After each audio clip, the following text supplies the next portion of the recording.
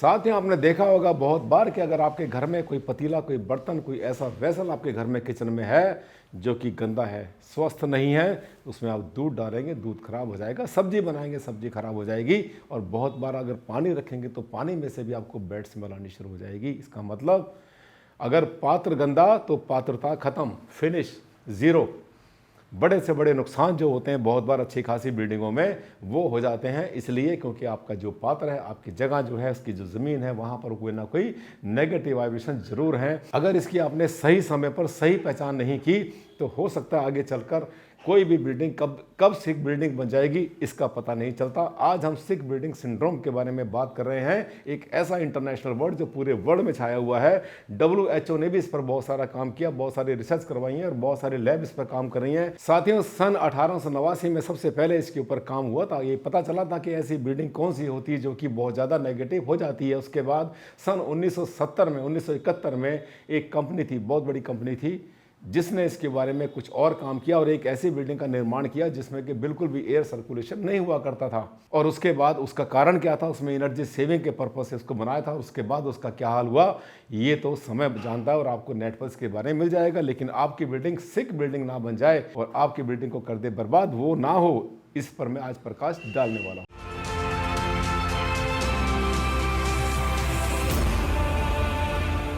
नमस्कार साथियों, मैं हूं डॉक्टर आनंद भारद्वाज, आपका वास्तु कंसल्टेंट। जानते हैं मुझे अच्छी तरह से आप कि वो टॉपिक लेकर आता हूं जिसके ऊपर कभी किसी ने आज तक छुआ ही नहीं और लोग छूने से बचते हैं क्योंकि उनको ज़्यादा इसके बारे में जानकारी नहीं होती। घिसे पिटे टॉपिक से हटकर और आपको आगे ले जाता हूं। आज एक बहुत ज़्यादा सेंसिटिव टॉपिक पर बात कर रहा हूँ और बहुत ज़्यादा टेक्निकल पॉइंट भी है ये।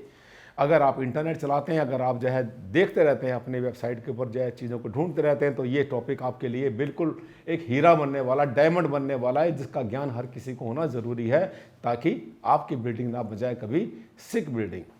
ये देखिए, सिक बिल्डिंग सिंड्रोम बहुत पुराना शब्द, लगभग 125 साल पहले इसके बारे में बात होनी शुरू हुई थी। उसके बाद में ये 19वीं 20वीं शताब्दी के अंदर भी इस पर बहुत सारे काम हुए। 1970 में और 1985 के अंदर भी एक बहुत बड़ी रिसर्च हुई थी, 89 में भी हुई थी। ये शब्द बहुत पुराना है, ये आज किसी का खोजा हुआ शब्द नहीं है। आपको ऑक्सफोर्ड डिक्शनरी में भी ये शब्द, इसका मीनिंग आराम से मिल जाएगा और उस डिक्शनरी में भी मिल जाएगा जो कि 1908 में लिखी गई थी। उसके बहुत सारे वर्जन आ चुके हैं। आइए चलते हैं। बीमार घर में क्या होगा, लोग भी बीमार रहेंगे। ऐसा घर क्यों होता है कि लोग ये सोचते हैं कि हम जैसे अपने घर में जाते हैं बुरा लगता है, हमें बीमार हो जाते हैं वहाँ पर, और जैसे ही वहाँ से घूमने के लिए कहीं सैर सपाटे के लिए निकल गए तो बिल्कुल ठीक हो गए। बहुत बार लोग कहते हैं अपने घर में जाते ही मुझे एंटर करते ही बहुत बुरा लगता है, मुझे दिल नहीं करता घर में जाने के लिए, बाहर बहुत खुश रहता हूँ। लेडीज़ भी कहते हैं कि मेरे हस्बैंड घर में अपना हमेशा मूड ऑफ रखते हैं, बाहर बहुत खुश रहते हैं, हाँ ही करेंगे, बातें करेंगे, ऐसा लगेगा दुनिया का सबसे अच्छा इंसान यही है, लेकिन घर में आने के बाद इसका मूड ख़राब हो जाता है। और भारद्वाज जी, सही बात बता दूं, मूड तो यहाँ पे बच्चों का भी ख़राब है, मेरा भी ख़राब रहता है, पता नहीं क्या है मेरे घर में। अब आज इसी बात को आपको से साझा करने वाला हूँ मैं। ये देखिए, क्या होता है कि घर बीमार, उसके दो कारण होते हैं। हम हमेशा नेचर को दोष नहीं दे सकते, कभी अपने आप को भी दोष देना सीखो, अपने आप में भी झांकना सीखो और ये झांको अपने अंदर कि आपसे क्या गलती हुई है। एक तो नेचर बीमार करती है। नेचर कैसे बीमार करती है किसी जगह को, कि अर्थ की जो अपनी ज़मीन की एनर्जी होती है, जिसके लिए मैंने आपको बहुत बार पहले ही बताया कि इसके सेंसर होते हैं, स्कैनर होते हैं, डिजिटल मीटर होते हैं, कंप्यूटराइज सेंसिंग सिस्टम होता है जिसमें कि सब कुछ जो है पता चलता है कि ज़मीन की अर्थ की एनर्जी कैसी है, हार्ड वाइब्रेशन कैसे है, शॉर्ट वाइब्रेशन कैसे हैं, पैरेलल एनर्जी कैसी है। 9-10 तरह की एनर्जी को वो सेंसर अपने आप ईजिली ट्रेस कर लेते हैं कुछ मिनट्स के अंदर ही। तो अर्थ अगर कहीं पर अगर आपकी जो है वीक होती है तो वो आपने नहीं की है, वो एक तरह से नेचुरल कारण बन जाता है। तो अर्थ को वीक नहीं होना चाहिए। आपको बताया था मैंने पहले बहुत बार कि 9300 से अगर एनर्जी कम होती है किसी साइड के ऊपर तो वो जगह रहने के काबिल नहीं होती। मैं तो उसको सिक बिल्डिंग की कैटेगरी में ही मानता हूँ। इसलिए भवन प्लॉट लेने से पहले ही अगर आप एनर्जी चेक करवा लें, आप जहाँ भी हैं वहाँ पर किसी वास्तु कंसल्टेंट को बुला लें, उसको बोलेंगे हमारी ज़मीन की एनर्जी चेक कर दो, तो आपको पता चल जाएगा यहाँ पर क्या होने वाला है। दूसरा कारण होता है मैन मेड।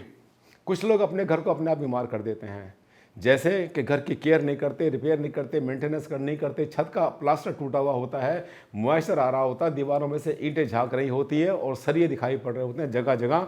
जहाँ पर जो चीज़ टूट गई वो टूट गई, उसको रिपेयर कराने का नाम नहीं लेते। वो कहते हैं सर समय नहीं मिलता। जिससे पूछो ये क्यों रह गया, ऐसा समय नहीं मिलता, टाइम नहीं मिलता, सब लोग बिजी हैं। और बहुत बार क्या होता है ज्वाइंट फैमिली में, तो क्या होता है कि जो बोले वो कुंडा खोले, सब सोचते हैं कि वो करवा लेगा, वो करवा लेगा, वो करवा लेगा, और जहाँ पर पड़ोसी के साथ में दीवार मिलती है, सीढ़ी इकट्ठी होती है दो पड़ोसियों के एक, तो कोई भी बॉदर नहीं करता, वो सोचता है दूसरा कराएगा। ऐसे धीरे धीरे बिल्डिंग भी हमारी बीमार हो जाती है।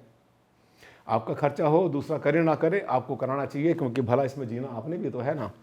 तो ये जो मैन मेड कारण होता है, इसमें कई बार क्या करते हैं, हम अपने सामान की क्लटरिंग कर देते हैं, इधर से उधर फेंक देते हैं। बीमारी देख रहे हैं किस तरह से घर में बीमारी आती है, ऐसी आती है बीमारी।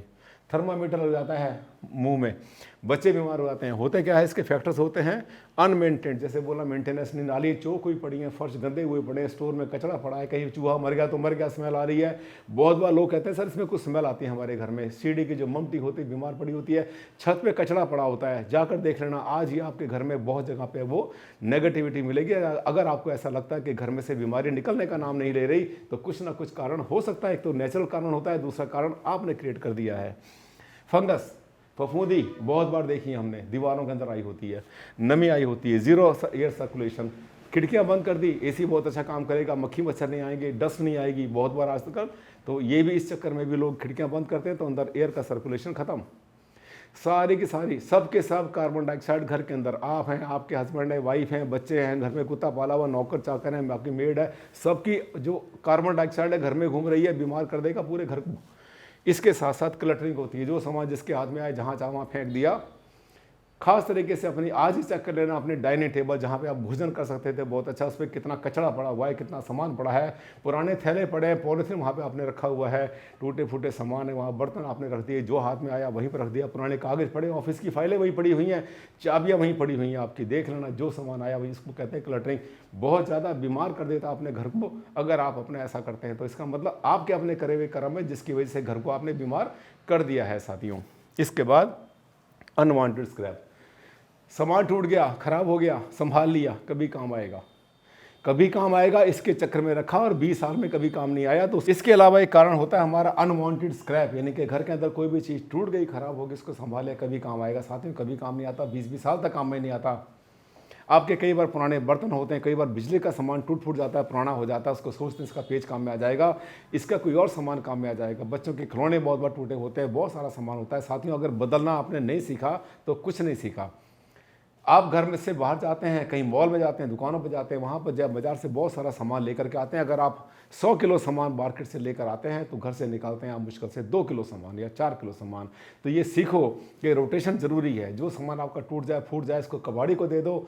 दान करना तो दान कर दो, दान करना बहुत अच्छा गुण होता है। आपके पास घर के आसपास बहुत से गरीब लोग होते हैं, उनको पुराने कपड़े दे सकते हैं, अपना घर का सामान ऐसा बर्तन दे सकते हैं जो आपके पुराने हो चुके हैं, जिनको कि आप यूज़ नहीं कर रहे हैं, संभालो मत उसको। इसके अलावा और भी बहुत सारी चीज़ें होती हैं, जैसे छोटे बच्चों के टॉयज़ होते हैं, उनको भी आप जो है यूज़ कर सकते हैं, इनको दे सकते हैं किसी भी गरीब को, उनका भला कर दो। और फेंकने के सामान में तो बिल्कुल देर मत करो, फेंकना सीखो, कबाड़े को निकालना सीखो। अगर आपने कबाड़े को निकालना ना सीखा तो फिर ये बीमारी इसी तरह से आपके घर में भी घुस जाएगी। जैसे आपको बता रहा हूँ, बिल्डिंग बीमार आपने खुद कर दी है, ये केस वो वाला है। इसके बाद आगे चलते हैं हम। भूतागर कह देते हैं किसी भी घर को, इसमें भूत प्रेत रहते हैं। साथियों भूत प्रेत क्या रहते हैं, उसके कारण होते हैं बहुत सारे। उसमें कोई भूत प्रेत डांस नहीं करते उसमें। देखिए सबसे पहले इसके अंदर होते हैं, ये टेक्निकल कारण है यहाँ पर। अगर आप पढ़े लिखे और आप नेट चलाते हैं तो इसको जरूर ढूंढना, आपको पता चलेगा कि भारद्वाज जी ने आज कितनी गहरी बात बता दी है आपको। बहुत बार ली लाइंस होती हैं, ली लाइंस होती हैं, नेगेटिव लाइंस होती हैं, जहाँ से जाती हैं वहीं पर उसको ऊपर रहने वाले लोगों को बर्बाद करती हैं, परेशान कर देते हैं, बीमार भी साथ में कर देती हैं और उनका मूड खराब करती हैं। दूसरा होती है हार्ट में लाइन ग्रिड, बर्बाद करने के लिए काफ़ी है ये कुछ ग्रिड होती हैं, जो कि ये जो नाम देख रहे हैं, ये जो ली लाइंस हैं ये, और जैसे ये हार्टमैन लाइंस हैं, ये सब के सब साइंटिस्ट ने खोजी, ये जर्मन फिजिसिस्ट ने खोजी हुई हैं। इसके अलावा स्पाइलर्स होते हैं, साथ में फॉल्ट होते हैं, अगर ये ज़मीन के नीचे होंगे तो भी आपको बीमार कर देंगे। साथियों अब तक कोई इसका फुल प्रूफ कोई अब तक जो है, ना तो इस पर कोई बहुत बड़ी रिसर्च हुई है और ना ही इसका कोई बहुत बड़ी रेमेडी मिल पाई है। लेकिन मैं जो रेमेडी करता हूँ, मैं सिर्फ एक ही काम करता हूँ, जगह को चेंज करने के लिए यही सलाह देता हूँ कि जगह को चेंज कर दो। कुछ भी ना कर पाओ तो कम से कम अपना बेडरूम तो बदल दो, इस बेडरूम को छोड़कर उस बेडरूम में चले जाएंगे, तब भी फ़र्क पड़ जाता है। ये देख रहे हैं क्या हाल हो गया बिल्डिंग का, किसी ने एक आलीशान बिल्डिंग बनाई है। और हाँ एक बात बता दूं मैं, कभी कभी नीचे ये लाइंस होती नहीं है, लेकिन कोई जैसे ही बड़ा भूकंप आता है तो ये लाइन बाहर से खिसक कर अंदर आ जाती हैं। और लोग कहते हैं सर 40 साल बिल्डिंग बहुत फली फूली है, 40 साल के बाद एकदम खत्म हो गई। उसके कारण ये भी होता है कि बहुत सी लाइंस ऐसी हैं जिन पर अभी रिसर्च नहीं हुई है, वो क्या करते हैं, जब झटका लगता है, जैसे अर्थक्वेक आता है उसके बाद में बिल्डिंग के नीचे आ जाती है, और नीचे आने के बाद में फिर जब तक अगला उसको जो है ऐसे कोई जगने लगेगा तब तक उसके नीचे से निकलने का नाम नहीं लेती है। और उसकी रेमेडी आज की डेट में थोड़ा सा मुश्किल है, रेमेडी का पता चलता, क्योंकि कारण कहीं पता नहीं चलता, इसलिए रेमेडी कैसे करेंगे। इसके बाद आ जाता है मोर फैक्टर्स। जियोपैथिक स्ट्रेस, आपने बहुत बार नाम सुना होगा। जियोपैथिक स्ट्रेस हार्डली 100 में से किसी 1 या 2% या 4% मकानों के अंदर होता है, ज़्यादा में नहीं होता। जियोपैथिक स्ट्रेस जितना सीरियस बना रखा है आज के वास्तु कंसल्टेंट ने, और मैंने इसके लिए जियोपैथिक स्ट्रेस को सर्च करने वाले जो लोग हैं उनके जो इंस्ट्रूमेंट है जिसको कहते हैं यूनिवर्सल ऑरा स्कैनर, उसके फ्रॉड के बारे में मैंने पर्दाफाश किया था। सच ये है कि ये जो जियोपैथिक स्ट्रेस है जितना सीरियस बताया जाता है उतना सीरियस नहीं होता। कारण क्या होता है, जितनी नीचे की लाइंस होती है कभी कभी आपस में आकर उलझ जाती है, गुच्छा सा नीचे बन जाता है, उसके बाद जो एनर्जी ऊपर निकलती है ऊपर रहने वाले व्यक्ति को बीमार करती हैं। अगर ये कभी लीनर चल रही होती है, जियोपैथिक स्ट्रेस भी बहुत तरह का होता है, कभी किसी सेपरेट वीडियो में बात करेंगे आपसे इसकी कितनी टाइप का होता है, कितने लेवल पर चलता है, उसकी इंटेंसिटी कैसे होती है, कैसे नापी जाती है। इसके बाद आता है अर्थ एनर्जी कहीं कहीं पर बहुत ज़्यादा वीक होती है। जैसे आपने मेरी पुरानी वीडियो देखी होंगी, अगर अर्थ की एनर्जी कहीं पर 8000 बोवी से कम होती है तो वहाँ पर बिल्डिंग कभी बनती ही नहीं है, और अगर 9300 बोवी से भी कम होती है तो फिर वहाँ पर जो है नेगेटिव एनर्जी इतनी होती है कि आदमी को, रहने वाले को बर्बाद करती है। अर्थ एनर्जी कम से कम 10,100 10,200 यूनिट क्रॉस करनी चाहिए, ये मैं बता चुका हूँ। इसके बाद आ गए हम in long time negative waves में बी जनरेटेड बिलो अर्थ। कभी कभी लंबे समय के साथ नीचे ही कुछ खिचड़ी पक रही होती है। साथ ही हमारी ज़मीन बड़ी कॉम्प्लिकेटेड है, अर्थ बड़ी कॉम्प्लिकेटेड है। इसके नीचे कितनी तरह की क्रस्ट से लेकर कोर के बीच में कितनी चेंजेस होते रहते हैं। कोर उसका सेंटर होता है, क्रस्ट जो ऊपर का हिस्सा होता है, इसमें बहुत सारी उथल पुथल होती रहती है। मेरी बात को टेक्निकल बात है, इसको ध्यान से समझना। अगर आप पढ़े लिखे हैं आज अप्रिशिएट भी करेंगे, और अगर अच्छा लगे तो ताली बजा देना। तो होता क्या है कि हमारी अर्थ जो है अपने आप में एक डायनामो है, इसके सेंटर में लावा मेल्ट करता रहता है, अपने एक्सिस के ऊपर 23.5 डिग्री झुकी हुई है, और ये वेस्ट टू ईस्ट मूव करती है at a speed of approximately 1400 kilometre per hour के हिसाब से घूमती है। इसका मतलब एक डायनामो जब इस तरह से घूम रहा है, सेंटर में उसके लावा मेल्ट कर रहा है, तो इसका मतलब जो विस्कोसिटी का जो फैक्टर होता है वो भी अर्थ के ऊपर अपनी एनर्जी पैदा करता है, और अर्थ का अपना इलेक्ट्रोमैग्नेटिक रेडिएशन भी होते हैं। जितनी लाइंस मैंने बताई हैं वो सब इकट्ठी मिल जाती हैं, उसके बाद में कहानी बड़ी उलझ जाती है। पर हाँ, धरती माता है ना, संभालने के लिए ली लाइंस भी साथ में चलती रहती हैं, साथ में और भी चलती रहती हैं। साथ में बचाने के लिए, हमें बचाने के लिए करी लाइंस भी ऊपर ट्रैवल करती हैं, जो कि नॉर्थ ईस्ट से साउथ वेस्ट की तरफ ट्रैवल करती हैं, और नॉर्थ वेस्ट से साउथ ईस्ट की तरफ जाती हैं, यानी क्रॉस करती हैं। और वो क्या करती हैं, हमारे रहने के लिए इस ज़मीन का निर्माण करती हैं, नेगेटिव वाइब्रेशंस को नीचे दबाने की कोशिश करती हैं। बहुत ज़्यादा टेक्निकल होता जा रहा हूँ मुझे लग रहा है। चलिए आगे चलते हैं। अब साथियों बात करेंगे why multi story buildings turn to ruins, क्यों बर्बाद हो जाती है। देख रहे हैं बड़ी बड़ी बिल्डिंग, कई बार आप अगर एक बिल्डर हैं या बिल्डर को जानते हैं और आपके साथ भी ऐसा हो रहा है तो जाग जाना, क्योंकि इसका कारण भी आप ढूंढ सकते हैं। अगर आप एक बिल्डर हैं या बड़ी कोठी बना रहे हैं, बड़ा मकान बना रहे हैं, तो बनाने से पहले, भूमि लेने से पहले ही एक अच्छे वास्तु कंसल्टेंट को कॉन्टैक्ट कर लेना, ताकि ज़मीन की सारी कहानी, यानी ज़मीन का जो है अल्ट्रासाउंड स्कैन, MRI जैसे लोग डॉक्टर लोग आदमी का करते हैं, इंसान का करते हैं, वो हम वास्तु कंसल्टेंट जो टेक्निकल वास्तु कंसल्टेंट होते हैं वो कर लेते हैं। और भूमि लेने से पहले ही दिखा देना, अगर भूमि नेगेटिव है वहाँ पे कभी बिल्डिंग बननी नहीं है, और बनने के बाद अगर बिल्डिंग का ये हाल होना है तो साथियों मत लेना, उस भूमि को परचेज मत करना, क्योंकि आपका जो है कमाया हुआ सारा का सारा पैसा उसमें डूब जाएगा।